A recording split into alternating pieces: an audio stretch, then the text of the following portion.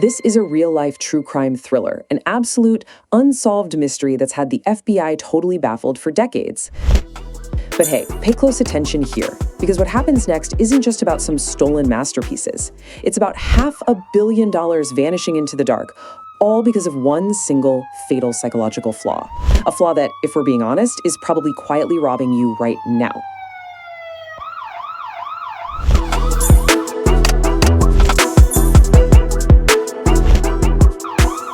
It's March 18th, 1990. The city of Boston is completely dead quiet. It's 1:24 a.m. at the Isabella Stewart Gardner Museum. Out of the shadows, two men walk up to the side entrance, fully dressed in Boston police uniforms. They knock, and they tell the security guard they're responding to a disturbance call. Investigators later realized this entire operation was staggeringly improvised. They were basically banking on pure audacity and human error.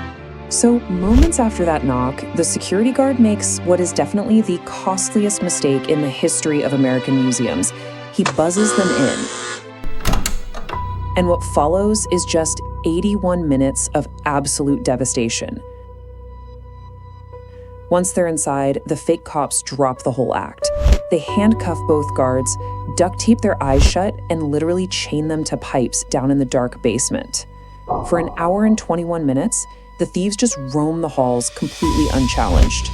They aren't even being careful. They're violently slicing priceless canvases straight out of their frames. The sheer scale of what they took is, honestly, it's hard to wrap your head around. By value, it's the largest art theft in US history. 13 pieces were taken in total.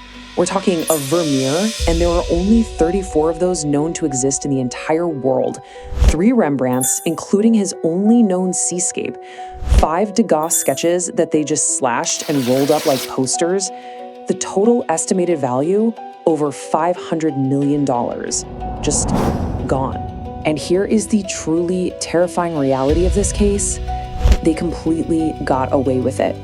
Decades of intense FBI investigations have pointed the finger everywhere, from the Boston criminal underworld to the IRA.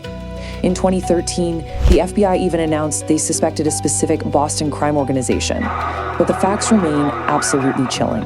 No charges were ever filed. Not a single piece of art has ever been recovered. To this day, a massive $10 million reward is just sitting there unclaimed. There are 2 living witnesses, yet the whole thing remains a total unsolved mystery. 5 seconds of hesitation and the cost of waiting. See, this legendary heist didn't happen because of glitchy security cameras or blind spots. It happened because of the human mind. 5 seconds. That is the exact tiny window of time the security guard had before everything went south. When those fake cops were standing at the door, the guard actually knew something was off. His hand was literally hovering inches away from the panic button, but he froze. And that 5 seconds of hesitation, it cost the world everything.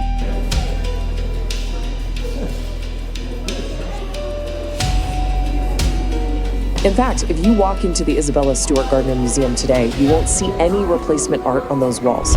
Those exact original empty frames still hang right there today. They are this devastating physical monument to the absolute cost of waiting. All right, let's get into part 2, the thief inside your mind, or as I like to call it, waiting for the vibe. You know the feeling, right? You sit around waiting for this massive wave of inspiration to hit, waiting for the perfect vibe to start studying or hit the gym. But let me be entirely clear here. Motivation is a straight-up liar. It's a completely unreliable narrator that completely abandons you the second the work gets hard. True success isn't built on how you feel. It's built on what you do when the vibe is completely dead.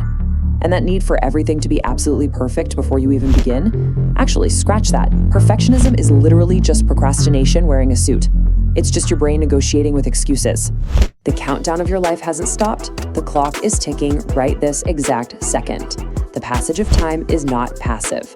Every single day you wait, you are actively voting for the exact version of yourself you claim you don't want to be. Think about it. A messy, flawed attempt at your goal is infinitely more valuable than a flawless, perfect plan that's just stuck in your head forever. The tactical strike. Let's talk about your 5 minutes of override. When the goal feels like this impossible, massive mountain, drop the grand plan immediately. Commit to just 5 minutes. Write one ugly sentence, do one brutal set, read one single page. Micro actions are how you defeat the mountain. The winning version of you isn't inherently smarter or luckier.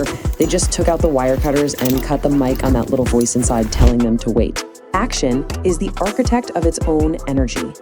The hardest part of any battle is simply breaking that seal of stillness. It's like trying to push a parked car, right?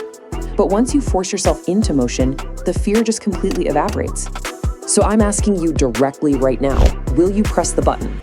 Are you really going to spend another entire day just mindlessly scrolling on your phone, staring at the empty frames of what your life could be? The alarm is ringing, guys. The thieves are at the door. Break the seal of stillness. Are you going to hit snooze, or are you going to build your future? Your 5 minutes starts right now.